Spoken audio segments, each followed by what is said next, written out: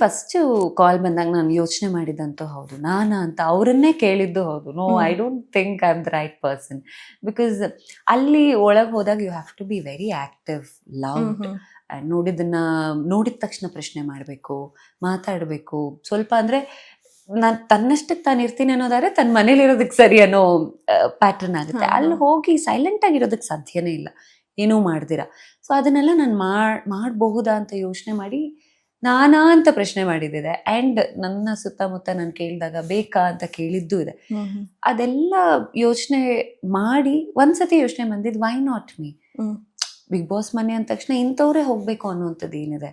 ನನ್ನಂಥವ್ರು ಹೋಗ್ಬೋದು, let me see, ಎಲ್ಲಿವರೆಗೂ sustain ಆಗ್ತೀನಿ ಅನ್ನೋದ್ರ ಬಗ್ಗೆ ಗೊತ್ತಿರಲಿಲ್ಲ.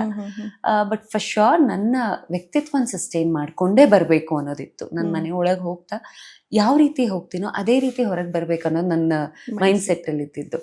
ಆ್ಯಂಡ್ ರಿಸ್ಕ್ ಫ್ಯಾಕ್ಟರ್ ಅಂತ ನೋಡಿದಾಗ ನನಗೆ ಭಯ ಇರಲಿಲ್ಲ. Because as Gautami I am like this. So ನನ್ನನ್ನು ನೋಡಿ ಇನ್ನೇನೋ ಅದು ನನ್ನ ಬಗ್ಗೆ ನನಗೇನಾದರೂ ನೆಗೆಟಿವ್ಸ್ ಇದ್ದಿದ್ರೆ ಹೆದರ್ಕೋತಿದ್ನೇನೋ.